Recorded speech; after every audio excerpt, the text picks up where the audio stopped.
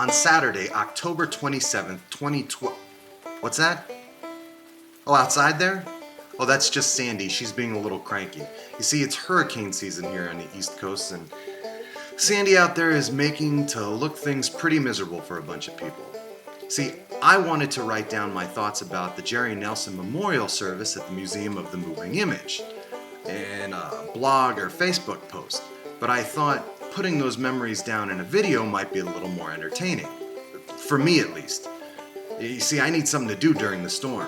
My wife Nikki is working, and well, Assassin's Creed 3 for the Xbox isn't quite out just yet. Not that I could go out and get it in this mess. So, yay for vlogging! Back in August this year, legendary Muppet performer Jerry Nelson passed away. For you more casual fans, Jerry performed tons of Muppet characters like Gobo Fraggle, Kermit the Frog's nephew Robin, Floyd Pepper, and the Count, just to name a few. To fans like me, this was very sad news, and thanks to the interwebs, fellow Muppet geeks were able to mourn and celebrate Jerry's life together in cyberspace. Now, the Museum of the Moving Image is a fantastic place in Queens that has developed a great relationship with the Jim Henson legacy over the past few years. It was home to the traveling Jim Henson's Fantastic World exhibit, showed a screening of Being Elmo where Kevin Clash and Elmo were on hand for a Q&A, had a rare conversation with Frank Oz, and so many other really cool things like a memorial service for Jerry Nelson. The event was hosted by Craig Shemin, who is president of the Jim Henson Legacy. The guy's a great writer and superfan, just like the rest of us hardcore Muppet fanatics, and a real sweetheart.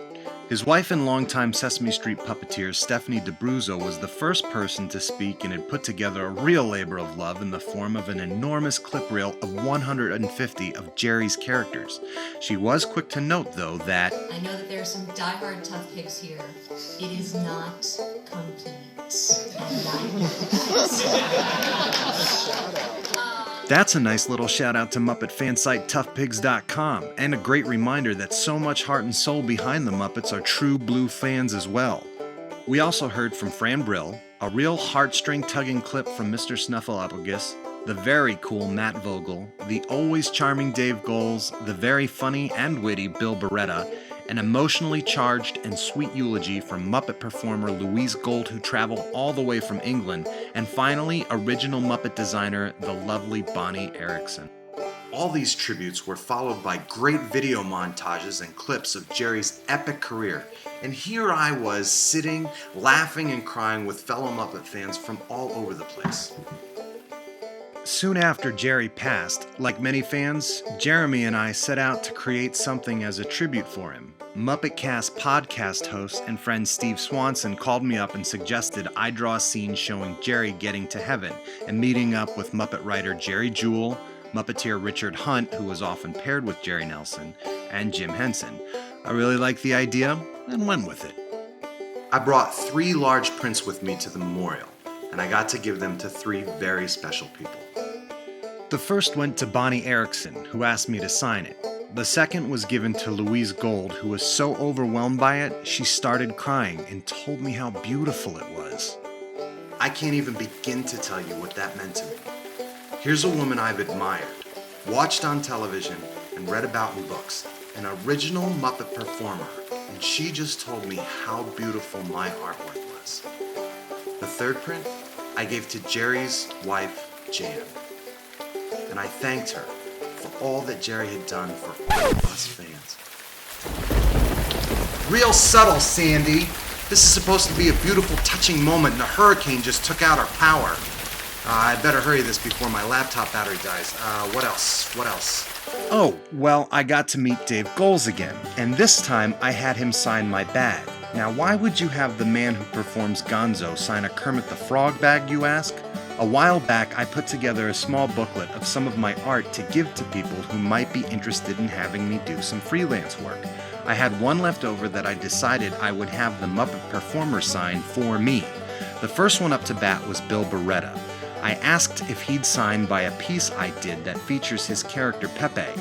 He read the talk balloon I had written for Pepe in Pepe's voice and got a kick out of it.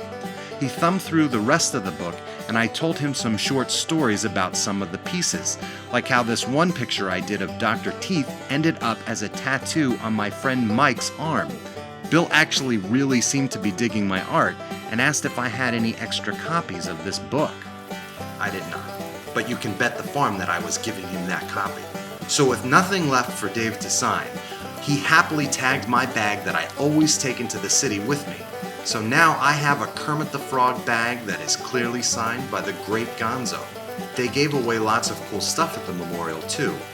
A DVD of behind-the-scenes stuff from Jerry's recording session from his album Truro Daydreams, this poster, a pin, and along with my art, we had some cool stuff to give away too. My Aussie brother from another mother and business partner, Jeremy, thought that our puppets Bang and Bump should do a tribute to Jerry as well.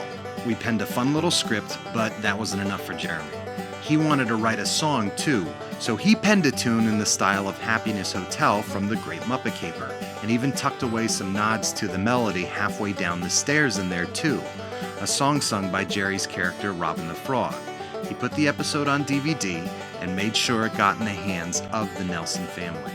Man, it's really getting bad out there. My parents have just been evacuated. I need to really speed this up. You've heard me talk a lot about the Muppet fans. Geeks just like me who show up to every and any single, even remotely themed Muppet event. I got to meet a lot of them back in April at Carnegie Hall for Jim Henson's Musical World. Incidentally, back then, I even got to meet Jerry Nelson.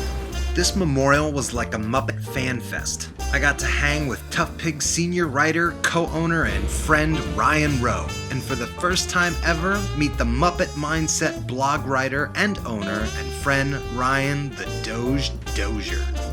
I also got to see my friends Chris, John, Jesse, Kathy, Kathleen, Stacy, Matt, Patrick, Jake, Joe, and Gene, but no Johannes. That's what these events are though, hanging out with real fans, talking about down and dirty, nitty-gritty fanboy geek stuff. In fact, afterwards, we went out to Uno Pizza and just talked, shared some stories and nachos, and had a good time. We even talked about other fans we know were sad they couldn't be there too. Babe, come on, we gotta go! I need help putting Dusty in our carrier. Okay, hon, I'll be right there. My final thoughts on Jerry's memorial service. At first I thought it was a little odd how Jim Henson was barely mentioned, but then I realized this was Jerry's memorial and the wonderful life that he led. Jerry touched a lot of lives, like mine and Jeremy's, and all my friends and the fans that were there too, both in the flesh and in spirit. If you want to read more in-depth coverage about the service, please check out toughpigs.com and the Muppet Mindset. On Facebook, make sure you check out and like Chris Stoltz's Muppet Stuff page and Dave Hulteen Design as well. But most importantly, go to hullgreen.com and see Bang and Bump's tribute to Jerry Nelson. And while you're there, become a fan on Facebook, follow us on Twitter.